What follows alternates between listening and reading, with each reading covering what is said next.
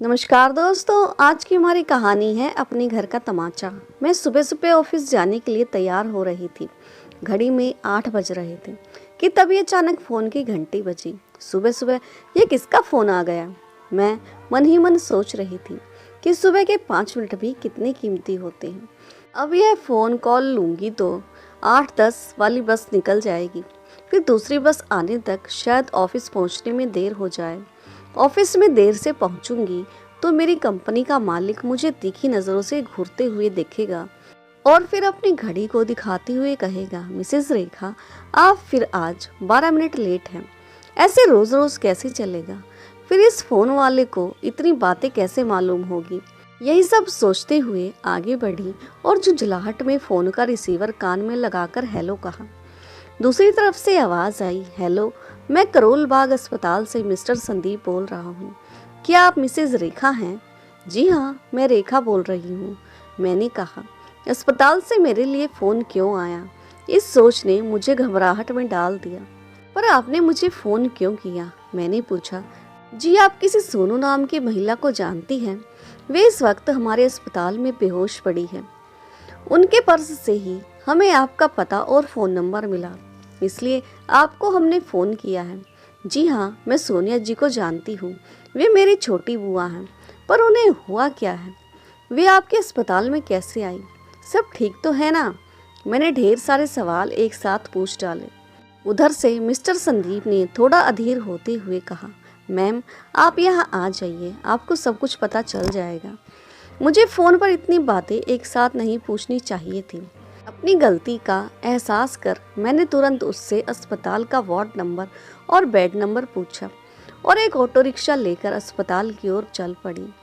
Office में boss को phone कर बता दिया कि मुझे अचानक अस्पताल जाना पड़ रहा है, इसलिए आज मैं 1 घंटे बाद ऑफिस आऊँगी। मैं जानती हूँ कि 1 घंटे बाद ऑफिस जाने पर बॉस की क्या प्रतिक्रिया होगी, पर क्या करती? अस्पताल से खबर मिलने के बाद बुआ को देखे बिना काम पर जाना भी ठीक नहीं। अगर चली भी जाती तो काम में मन कहाँ लगता। अस्पताल जाते वक्त बार बार भगवान से यही प्रार्थना कर रही थी कि काश वह कोई और महिला हो, मेरी छोटी बुआ ना हो। मैं अपने मन को समझाने की कोशिश कर रही थी कि सोनिया नाम की कोई और भी तो हो सकती है, जो शायद मुझे जानती हो और उसके पास भी मेरा नंबर हो। अस्पताल पहुंची तो मेरी सारी शंकाएं दूर हो गई। वह मेरी छोटी बुआ ही थी। बेड पर बेहोश पड़ी थी, माथे पर चोट थी और डॉक्टर ने पट्टी कर दी थी। चेहरा एकदम पीला दिख रहा था, बहुत ही कमज़ोर नज़र आ रही थी, मानो शरीर में खून ही ना हो। ऐसा लग रहा था जैसे उन्होंने कई दिनों से कुछ खाया ही ना हो। शायद यही उनकी बेहोशी की वजह भी थी।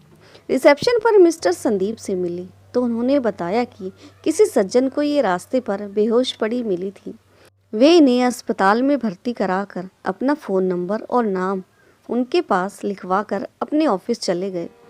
सबसे पहले मैंने उस अनजान सज्जन का मन ही मन धन्यवाद किया जो बुआ को अस्पताल लेकर आए थे। बाद में थोड़ी फुर्सत मिलने पर उन्हें फ़ोन कर उनका शुक्रिया अदा करूंगी। ऐसा सोचकर मैं डॉक्टर राजीव, जो बुआ को देख रहे थे, को मिलने के लिए उनके चैम्बर में गई। डॉक्टर से पता चलने पर कि इनके माथे पर गहरी चोट लगी है, खून की भी कमी है, इसलिए इन्हें होश में आने में शायद 3-4 घंटे लग जाएंगे। मैंने सोचा कि क्यों ना मैं ऑफिस चली जाऊं और बॉस को सारी बात बताकर हाफ डे लेकर फिर आ जाऊंगी। तब तक शायद बुआ को भी होश आ जाए। डॉक्टर राजीव को अपनी मजबूरी बताकर और बुआ के लिए एक परमानेंट नर्स का इंतज़ाम कर मैं जल्दी ही आने की बात कहकर ऑफिस के लिए निकल पड़ी। ऑफिस पहुंची तो 10 बज रहे थे। मेरा ऑफिस टाइम 9 बजे शुरू होता है। डरते डरते बॉस के कैबिन की ओर बढ़ी। दरवाजे के पास पहुंचते ही पैर ठिठक गए। बॉस अंदर किसी के साथ बड़े गुस्से से बातें कर रहे थे। मैं दरवाजे से थोड़ी दूर हटकर खड़ी हो गई। पता नहीं अंदर कौन था, क्योंकि सिर्फ बॉस की आवाज़ ही आ रही थी। सामने खड़ा व्यक्ति शायद सिर झुकाए चुपचाप उनकी डांट सुन रहा था। 5 मिनट बाद बॉस की आवाज़ शांत हो गई। थोड़ी देर बाद कोई कमरे से निकला। अरे, ये तो अपने ऑफिस के काम करने वाले रामू काका का बेटा है। मैंने उसे पहचान लिया था। बुलाने पर वह मेरे पास आया और बताया आज सुबह से ही पिताजी की तबीयत ठीक नहीं है, बहुत तेज़ बुखार है, वे काम पर नहीं आ सकते थे, इसलिए उन्होंने मुझे अपने बदले काम पर भेज दिया ताकि ऑफिस का काम न रुके। पर बॉस को पिताजी का न आना और मुझे काम पर भेजने का प्रस्ताव पसंद नहीं आया। मुझे तो इनमें कोई खराबी नज़र नहीं आई, पर बॉस तो बॉस हैं, उन्हें रामू काका का खुद निर्णय लेना रास नहीं आया। खैर, उस दिन तो उन्होंने उसे काम करने को कह दिया, पर आइंदा से ऐसा करने पर काम से निकाल देने की धमकी दे डाली। अब इस तरह के माहौल के बाद मुझे बॉस के पास जाने में डर लग रहा था। पता नहीं वे क्या कर बैठे। क्या मैं अंदर आ सकती हूँ सर? कहते हुए मैं दरवाजे पर खड़ी हो गई।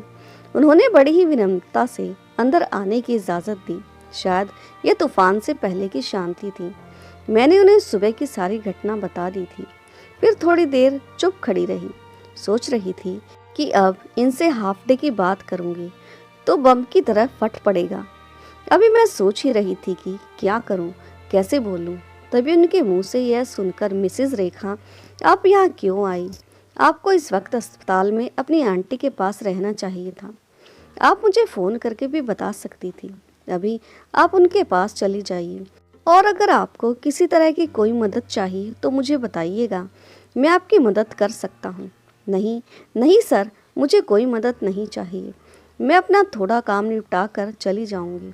वैसे भी अभी वे होश में नहीं हैं और मैं उनके पास एक परमानेंट नर्स को रख कर आई हूँ। जैसे ही उन्हें होश आएगा वह मुझे तुरंत सूचित कर देगी। जैसा आप ठीक समझे मिसेज रेखा, उन्होंने बड़े ही विनम्र लहजे में कहा। मेरे लिए आज उनका व्यवहार बड़ा लचीला था। मैं अपने टेबल पर गई और सोचा दोपहर के भोजन तक काम निपटा कर चली जाऊंगी, पर काम में मन ही नहीं लग रहा था। रह रहकर छोटी बुआ की बातें याद आ रही थी। पिछले महीने ही तो मैं उनसे मिली थी। बड़े फूफा जी की 13वीं पर आई थी वे।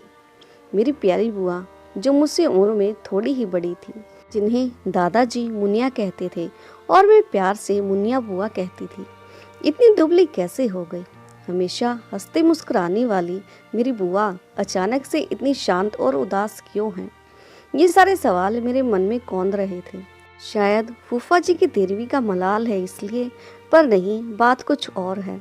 मेरा मन बार बार कह रहा था कि अवश्य ही बुआ किसी बड़े दुख के दौर से गुजर रही है, क्योंकि छोटे छोटे दुखों में तो मैंने बुआ को हमेशा ही हंसते हुए पाया है। मुझे याद है वह दिन जब बुआ ने मैट्रिक की परीक्षा पास की थी। वे आगे की पढ़ाई करना चाहती थी, पर बाबूजी यानी कि मेरे दादाजी उनकी शादी करके अपनी जिम्मेदारियों से मुक्त होना चाहते थे। बाबूजी, मैं अभी शादी नहीं करना चाहती, अभी मुझे और पढ़ना है। बुआ ने अपने बाबूजी से बड़े आग्रह पूर्वक कहा। मुनिया, बहुत हो गई पढ़ाई, अब तो मैं तुम्हें तुम्हारे घर विदा कर दूं तो मेरा बोझ हल्का हो जाएगा। तो क्या बाबूजी, ये घर मेरा नहीं है? नहीं पगली, यह भी तेरा ही घर है, पर लड़कियों का असली घर उनके ससुराल ही होता है। अब और पढ़ने की इच्छा हो तो अपने घर में जाकर पढ़ लेना। बाबूजी के इन शब्दों के आगे बुआ निशब्द हो गई और कहीं ना कहीं अपने घर के सपने देखने लगी। हर कुंवारी लड़की की तरह बुआ का भी सपना था कि उनका एक बहुत सुंदर सा अपना घर हो, प्यार करने वाला पति, सास ससुर, देवर, ननद, सबसे भरा पूरा परिवार हो। बुआ ने कभी अपने घर में अकेले रहने के सपने नहीं संजोए थे। भरे पूरे परिवार में रहने वाली बुआ को ससुराल भी वैसा ही मिला जैसा वे चाहती थी। बुआ के रिश्ते के लिए बहुत मशक्कत नहीं करनी पड़ी। एक तरह से कहें तो रिश्ता खुद चलकर हमारे घर पर आया था। मेरे छोटे फूफा जी, जो गुड़गांव में एयरफोर्स में कैप्टन के पद पर कार्यरत थे, पहली बार अपने एक मित्र, मेरे अंकल के लड़के के साथ आए थे। मेरे अंकल का लड़का भी गुड़गांव एयरफोर्स में कमांडर थे। उन्हें किसी काम से यहाँ आना पड़ा था। उन्हीं के साथ मेरे फूफा जी यानी राजन जी भी आए थे।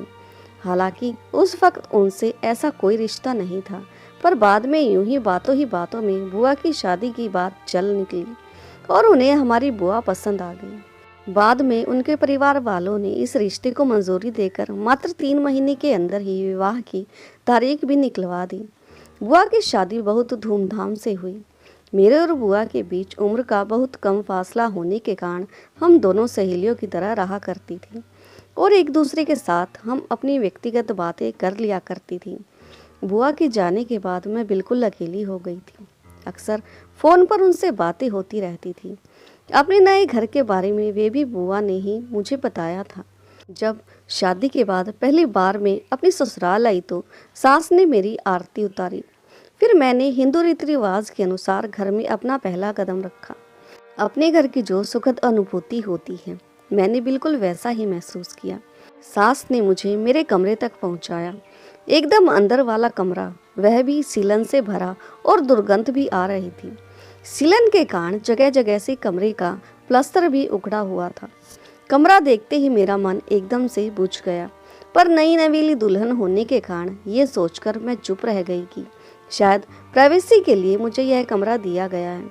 कमरे में न खिड़की थी न कोई रोशनदान, इसलिए धूप आने का कोई सवाल ही नहीं था।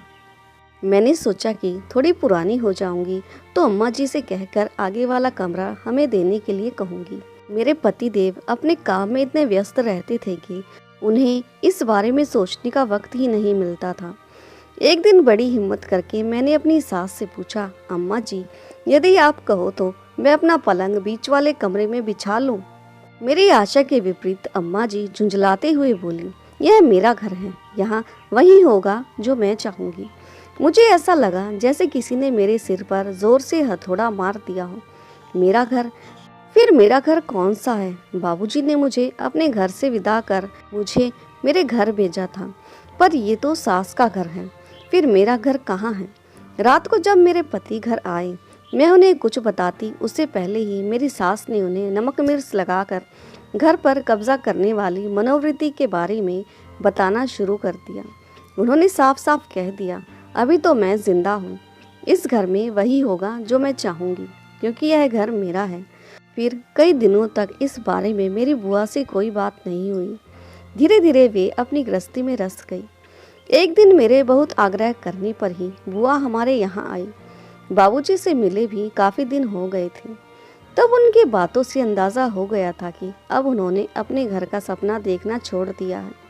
फूफा जी ने उन्हें आश्वासन दिया कि जब उन्हें एयरफोर्स का क्वार्टर मिलेगा तो वे अपने घर का सपना पूरा कर लें। बुआ ने अपने मन को मार लिया था। बुआ अब 2 बेटों की माँ बन चुकी थी। इसी बीच मेरी भी शादी पास ही के शहर में तय हो गई। वह मेरी शादी में सिर्फ 2 दिनों के लिए ही आई थी, क्योंकि उनकी सास की तबीयत ठीक नहीं थी। शादी के बाद भी बुआ से कभी कभार बात हो जाती थी। बाद में उनकी सास के देहांत के बारे में पता चला। सबसे बड़ा झटका तो मुझे तब लगा जब बुआ ने बताया कि कैसे उनके देवर ने बड़ी चालाकी से माँ की बीमारी के वक्त उनसे घर के कागजातों पर हस्ताक्षर लेकर घर अपने नाम पर करवा लिया था। यह सुनकर बड़ा दुख हुआ था। बच्चे बड़े हो रहे थे। बुआ ने उसी छोटे से कमरे में 2 बच्चों के साथ बड़ी मुश्किल से काफ़ी समय गुजारा। देवर की शादी अभी नहीं हुई थी। शादी होते ही शायद वह उन्हें घर से निकाल दे।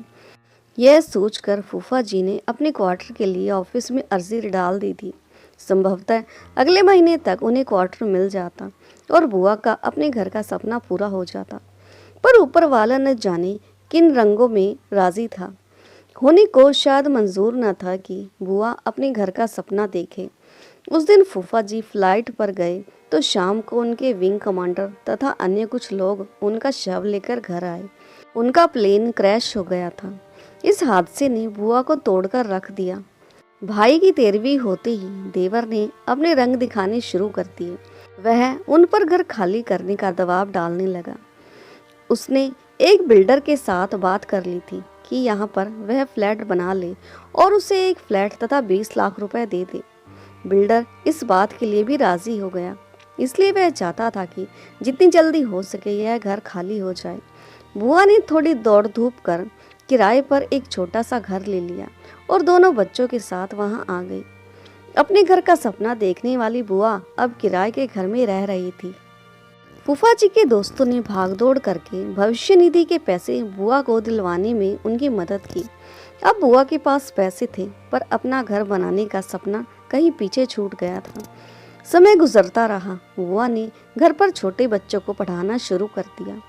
उनका बड़ा बेटा पुनीत अभी +2 में पढ़ रहा था और छोटा बेटा गोलू अभी 10वीं में ही था। पिता की नौकरी पुनीत को मिल सकती थी।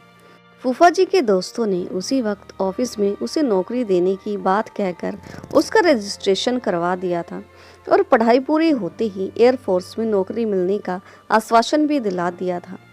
पुनीत ने +2 के बाद ग्रेजुएशन तक अपनी पढ़ाई पूरी कर ली थी।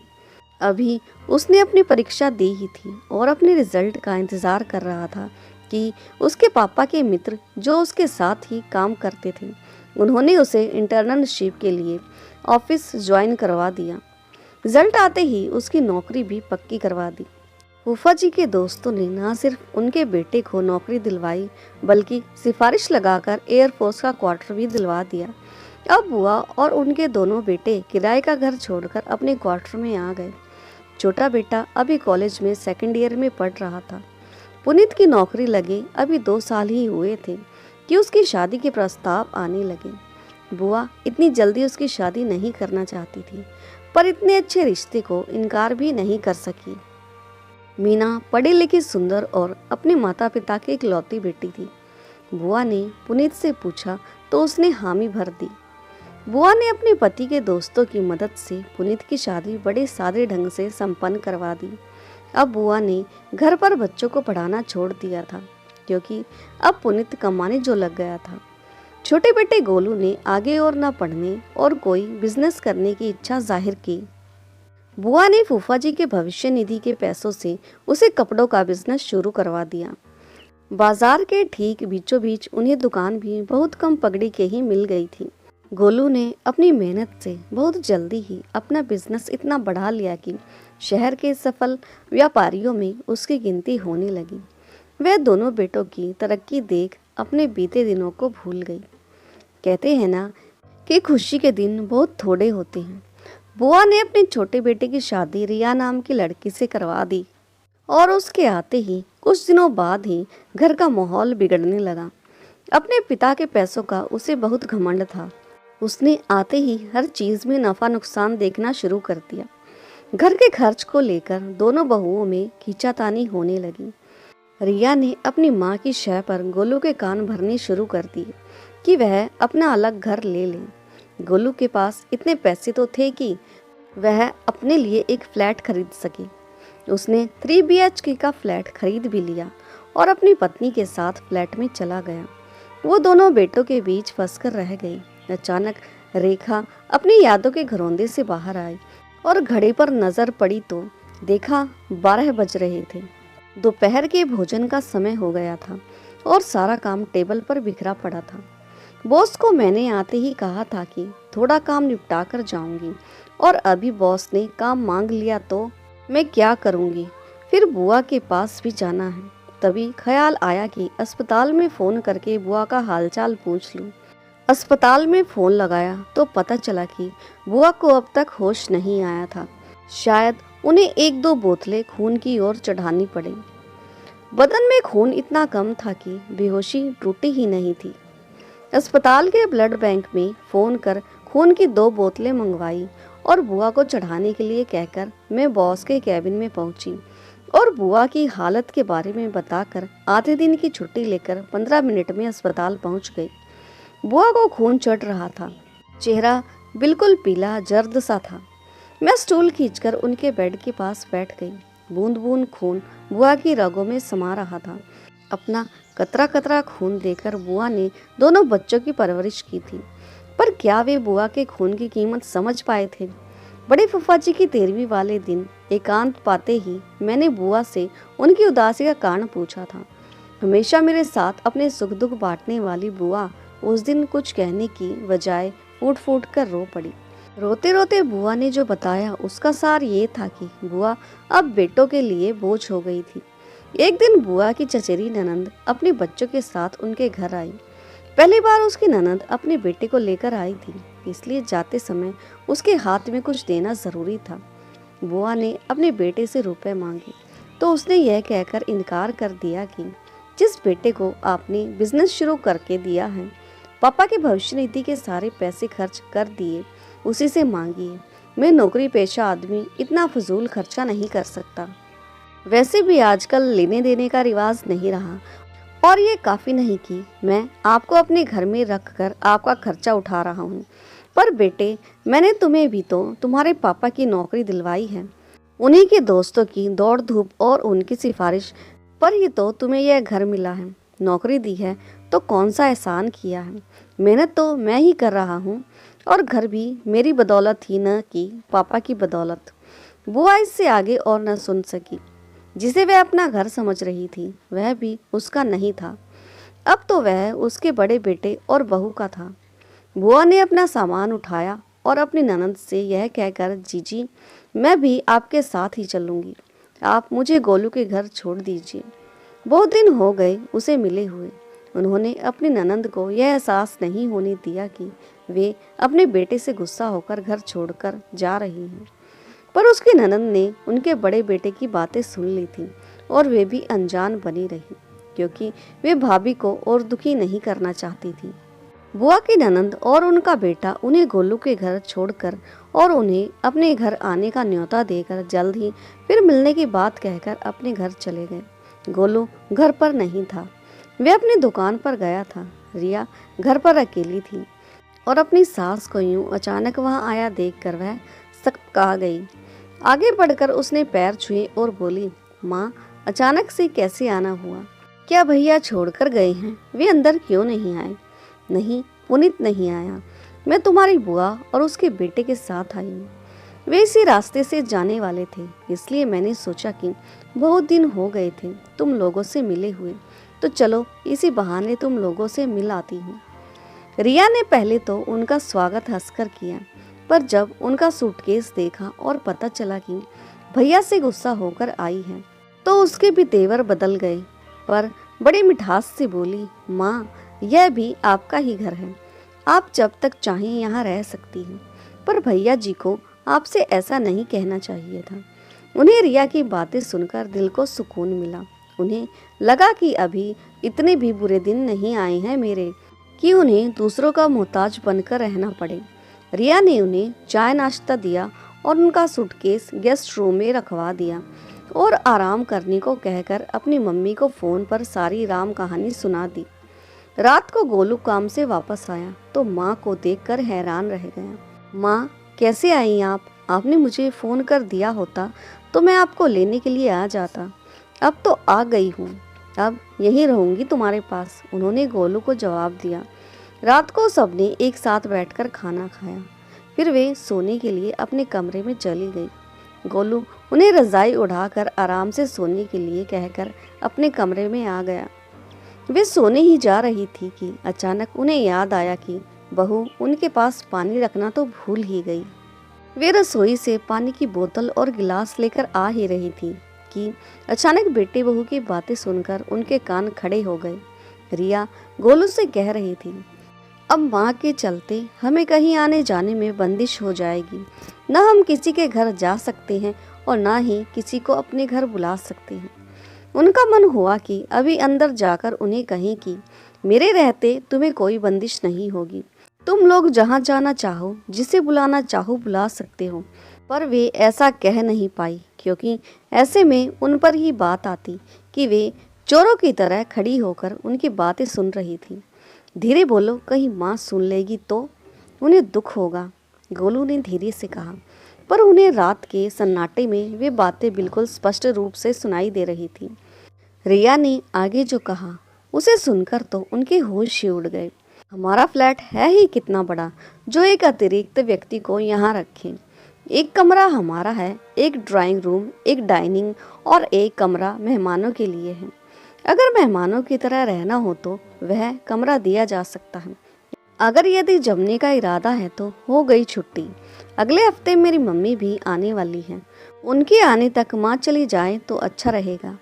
अच्छा अब सो जाओ, कल सुबह उठकर मैं माँ से बात करता हूँ, पूछता हूँ उनका कब तक यहाँ रहने का इरादा है।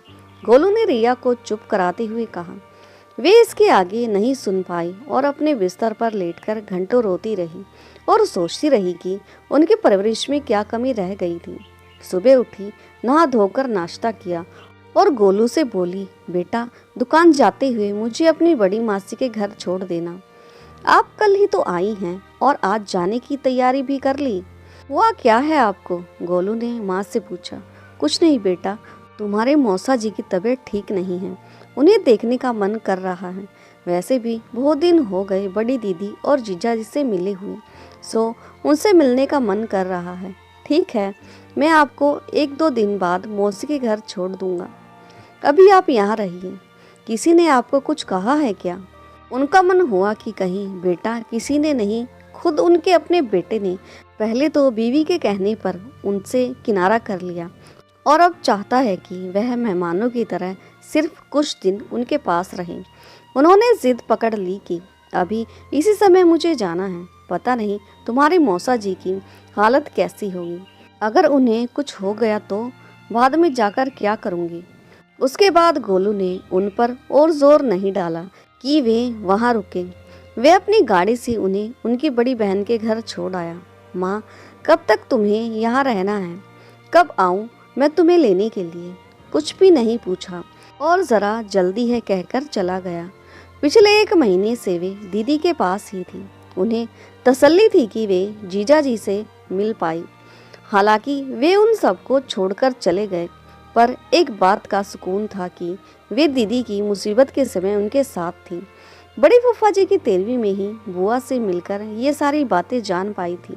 अपनी सहेली जैसी मुनिया बुआ की ऐसी हालत देखकर मैंने उसे आश्वासन दिया था, बुआ तुम कहीं नहीं जाओगी, तुम मेरे साथ रहोगी। बुआ के चेहरे पर उस उदास माहौल में भी मुस्कुराहट की हल्की सी रेखा दौड़ गई। मेरी और बुआ की बहुत बनती थी, इसलिए वह मेरे साथ रहने को राजी हो गई। उस दिन फूफा जी की 13वीं पर हम सब करीब 10 लोगों की एक गाड़ी बुक करके गए थे।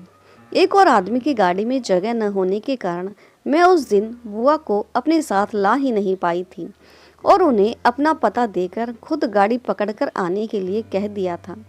रास्ते पर मुझे बुआ के साथ उनके अपने ही बेटे बहुओं के व्यवहार के बारे में सोचकर बड़ा खराब लग रहा था। बाद में कार्य की व्यस्तता की वजह से मैं बुआ की बात भूल गई थी। तो क्या बुआ मेरे पास आ रही थी? उन्होंने मुझे फ़ोन क्यों नहीं किया? अचानक बुआ के कराहने की आवाज़ सुनकर मैं अतीत की यादों से निकलकर वर्तमान में आ गई। बुआ को होश आ रहा था, पर आंखें अभी बोझिल ही थी। मैंने बुआ के सिर पर हाथ फेरा, उन्हें तसल्ली दी। बुआ, मैं रेखा, तुम्हारी प्यारी भतीजी, तुम मेरे पास हो, बिल्कुल ठीक हो। मैंने इन्हें फ़ोन कर दिया है, ये अभी आते ही होंगे। तुम जल्दी ठीक हो जाओगी। हम सब जल्दी घर चलेंगे। थोड़ी देर बाद यहाँ ये आए। अभी बुआ को पूरी तरह से होश नहीं आया था। 1 बोतल खून चढ़ चुका था। शायद 1 बोतल खून और चढ़ाना पड़े। ऐसे में बुआ को अकेले नहीं छोड़ सकती थी, इसलिए मैंने इन्हें घर भेज दिया और बच्चों का खाना खिलाने और उनका होमवर्क करवाने के बारे में समझा दिया और खुद बुआ के पास वहीं बैठी रही। बैठे बैठे थक गई थी, कमर मानो अकड़ सी गई थी, आंखें भी नींद से बोझिल हो रही थी। उठकर थोड़ी देर टहलने लगी। टहलते टहलते मन भी इधर उधर भटकने लगा। तो क्या बुआ सचमुच मेरे पास रहेंगी? मेरे पति ज़रा एकांत प्रिय हैं, उन्हें ज़्यादा किसी की दखल अंदाजी पसंद नहीं। ऐसे में बुआ का हमारे घर पर रहना क्या इन्हें अच्छा लगेगा? क्या ये बुआ की उपस्थिति अपने घर पर स्वीकार कर पाएंगे? मैंने इस विषय पर इनसे बात तो नहीं की थी और भावुकता में आकर बुआ को अपने घर पर रहने का न्योता दे डाला। वे मेरी प्यारी मुनिया बुआ हैं, मेरी सहेली जैसी बुआ, पर बच्चों की बुआ तो नहीं। बच्चे तो उन्हें जानते ही नहीं। आजकल तो बच्चों को अपने अलग कमरे चाहिए। इन्हें अपना कमरा किसी और के साथ शेयर करना अच्छा नहीं लगता। ऐसे में अपने 2 कमरों वाली फ्लैट में बुआ को कहाँ रखूंगी?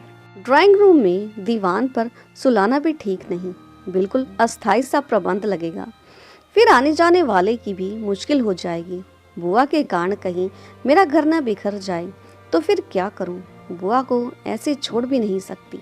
अपने ही विचारों पर ग्लानि हो रही थी कि हम कितने स्वार्थी हैं। अपने आराम एवं अपनी दुनिया के आगे हम कुछ देख और सुन ही नहीं पाते। दिमाग इस कश्मकश में इतना उलझ गया कि दर्द से फटने लगा। बाहर रिसेप्शन पर गई और नर्स से सिर दर्द की एक टेबलेट लेकर खाई और अस्पताल की कैंटीन से चाय खरीद कर पी। अचानक ख्याल आया कि बुआ के दोनों बेटों को फ़ोन करके अस्पताल में बुला लेती हूँ।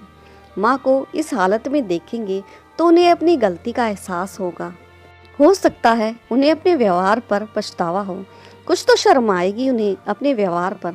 शायद लोग लाज के कारण बुआ को अपने साथ ले जाने के लिए तैयार भी हो जाएं। इससे मेरा भी मान रह जाएगा और बुआ की भी अपने बेटों से नाराजगी दूर हो जाएगी। इस विचार में मुझे थोड़ी राहत मिली। घड़ी में देखा तो रात के 11 बज रहे थे। इतनी रात को फ़ोन करके उन्हें परेशान करना मुझे ठीक नहीं लगा। सुबह होते ही फ़ोन करके उन्हें बता दूंगी, ऐसा सोचकर मैं निश्चिंत होकर पास ही पड़े सोफे पर सो गई। रात के करीब 3 बजे थे कि नर्स ने आकर मुझे झिंझोड़ा।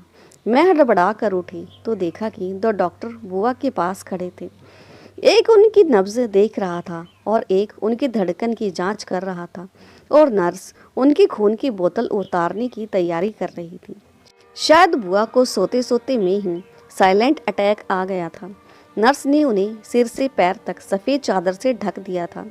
कितनी निश्चिंत लग रही थी बुआ, बिल्कुल शांत भाव से लेटी हुई, मानो बार बार घर बदलने की झंझट से मुक्त होकर सदा के लिए अपने घर पहुंचकर बड़े इत्मीनान से सो रही हो। आज बुआ को अपना घर मिल चुका था। अब यहाँ से कोई भी उन्हें निकाल नहीं सकता। इस घर में न तो वे मेहमान थी और न ही किराएदार और न ही किसी की मोहताज। यह मुनिया बुआ का अपना घर था। तो दोस्तों, आपको ये भावुक और प्रेरणादायक कहानी कैसी लगी और कहानी का कौन सा हिस्सा आपके दिल को छू गया, कमेंट करके ज़रूर बताएं। और हाँ, यदि चैनल पर नए हो तो चैनल को लाइक, सब्सक्राइब और शेयर करना ना भूलें। तो मिलते हैं एक नई कहानी के साथ। तब तक के लिए धन्यवाद।